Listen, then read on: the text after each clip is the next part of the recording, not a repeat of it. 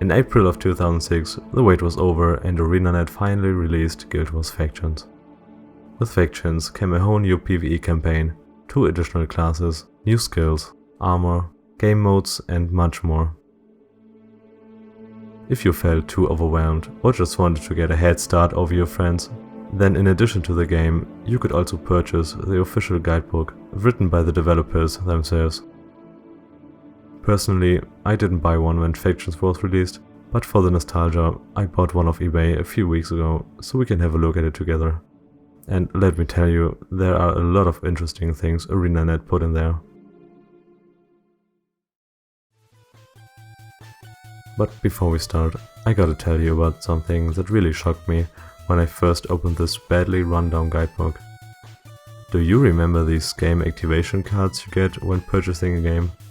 I saw that it wasn't even scratched off the plastic. You can imagine what a surprise that was. At the end of this video, I'm gonna give it away to one of you guys as a thank you for the nice feedback I got on my last video. So stick around until the end if you're interested in that.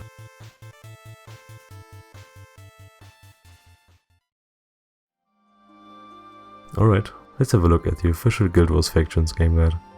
I couldn't find the English version in my country, but I will give you a translation of the most important things. Right at the start, you will be greeted with some lore behind Factions. It's about 18 pages long and features some interesting history about Cantha and its residents, alongside some beautiful drawings and screenshots. You can read up on some facts and lore behind Shiro, the 2 clans, and the Afflicted. We also get some insight into what happened before Factions took place, and not just a few years, but many centuries ago. I'm not gonna bore you with too many details, but there are some interesting things I found which aren't even included in the official wiki. For example, we have some nice facts about the Forgotten. You may remember these ancient snake-like creatures you encounter in Prophecies and Nightfall. What we can see here is that they are not exclusive to these continents at all. There seems to be some evidence that they were also present in Cantha for some time, although the humans didn't seem to care that much. Maybe we will see them in the upcoming expansion for Guild Wars 2 End of Dragons. To be honest, the story written here is nothing you didn't already know when you played the game before, but it's nice to have nonetheless. If you read it before playing the game for the first time, then I can maybe see the benefit of it. If you're done reading about lore, it's finally time to play the game. Don't know which buttons to press, what an inventory is, or the difference between enemy and ally? Well, no worries. Every small detail about how to actually play the game can be found in here. So this is just your typical manual for the newest of players among us. Nothing to see here if you're playing the game for over 10 years. Most of you should be familiar with the concept that this is an enemy and that's your friend. At least I hope so. If not, then you're welcome, I guess. The most interesting part is the next chapter about professions and skills. I don't want to bash any developers for the things they wrote here 14 years ago, but from our perspective now, some things are just too hilarious. But let's start at the beginning. Every profession gets their own introduction with some lore behind them and the general feel of the playstyle. You can read up on their primary attributes, weapons of choice, and so on. Where things really get interesting though are the recommended builds from the developers.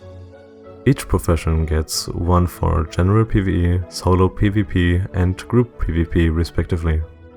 So let's start with one of the 2 professions that Factions introduced, the Assassin.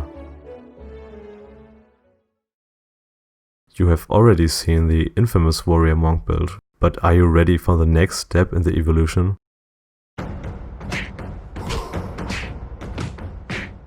You have your standard combo with Jake Strike, Foxfang and Death Blossom. I mean, you can't get more meta than that, even in 2020. So heads off to the person figuring this out even before the official release. But what is your attention with the 2 monk skills? Are you interrupting your dagger chain if one of your teammates happen to catch a condition? I don't know, man. Let's see what the developer's intent was behind this assassin with an identity crisis. The assassin usually is a tough target, but paired with the skills of a monk, he becomes an indispensable part of an optimal PvE group, especially if you choose to take henchmen on your adventure. Not only does this build provide the benefit of using the assassin signature skills, but it also gives you the ability to remove conditions and revive fallen party members. Alright, I mean, following our standards, that's an unusual build, but not too terrible if you ask me. There could be worse choices for builds, which brings us to our next profession. I'm already sorry for you ranger mains out there, your life is already difficult.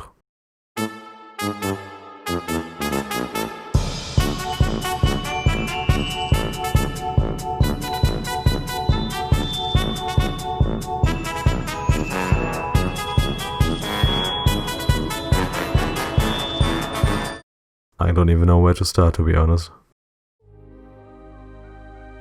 So, the elite and lightning reflexes are great if you're using a bow, no question about that. But why the rest of the build looks like that is a total mystery for me. You have to get into melee range to use throw dirt, which is not that optimal if you're sticking to your bow. And I guess using Zojun's haste is for running away after that? Sure, why not? And to top it off, why not get a weapon spell and 2 spirit friends? You don't want them in range of the enemy, so you're running in and out of melee range to attack with your bow, blind the enemy, and run away to place your spirits. Surely the developers have an explanation which I just can't understand because I'm not a ranger main myself. The ranger/ritualist combination is a build that can act on its own just as well as being a team player. In simple fights, you can quickly overpower groups of enemies with the help of area of effect attacks such as barrage, while your animal companion provides a distraction and gets a free meal at the same time. When things get tough, you can summon ghosts and even revive your fallen teammate with the help of ritualist skills. Wait a second, your animal companion? Where would I get that from? This is not Guild Wars 2 where you get one handed to you. The person responsible for this build clearly never played a ranger, and if you look at the suggested PvP build, I'll show you that they never had the intention to do so either.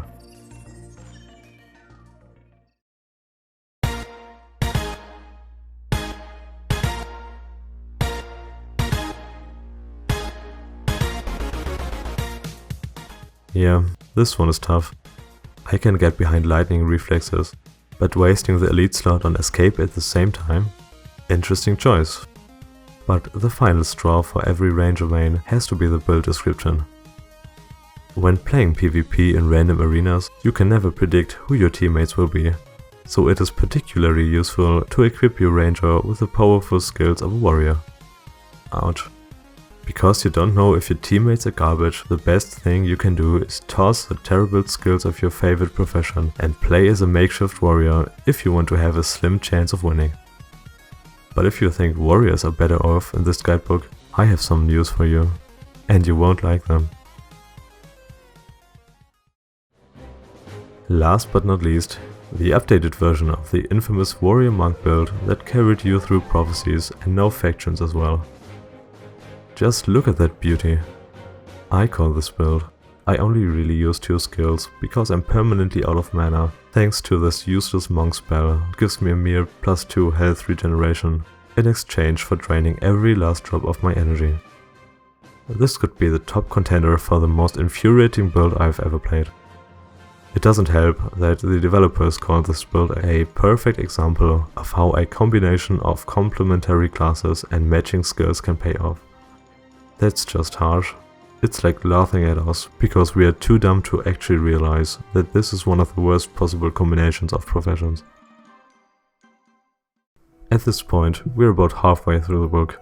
The next 70 pages are filled with every mission and quest there is in factions. The mission guides are pretty well done in my opinion. You get your short introduction, a few facts about the NPCs and enemies you will encounter, and then some tips on strategy to get you going. There are also some nice pictures and a very helpful map where a suggested way is already marked so you don't get lost. I would say this may be the best part about the guidebook if you're a new player in 2006. Some tips may be a bit simple like kill Shiro before he kills you, but that's part of the charm. If you are solely playing Guild Wars for its PvP experience, then this guidebook wasn't a hit for you so far, to say the least. There is a separate page about every map in the Alliance battles, with a map and a few key points on what you should and shouldn't do. And that's already the end of most of the information you get when it comes to PvP. It's really only useful if you are just starting to get into it and have no clue whatsoever about anything even slightly related to player versus player.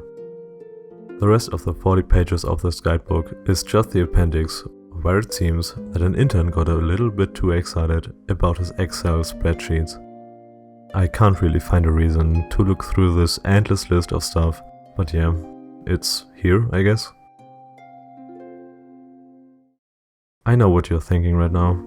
2006 was a different year, and judging the guidebook now after having about 14 years of experience with the game is unfair. And I get where you're coming from. When this was written, the game we all know and love today didn't even have half of its content it has now. So please don't take my criticism too seriously. I think it's great we had this book at launch so that newer players could get into the game much faster. Also, we wouldn't have the nostalgia of reading through these pages after so many years. Let's get back to that giveaway now. If you want to win this unused game activation card with the key for the full game, then the only thing you have to do is be a subscriber and leave a comment with your in-game name. And a week from now, I will announce the winner in the comment section below. Thanks for watching, and I hope you like this different video style. I'm always grateful for the feedback from you. Okay, bye.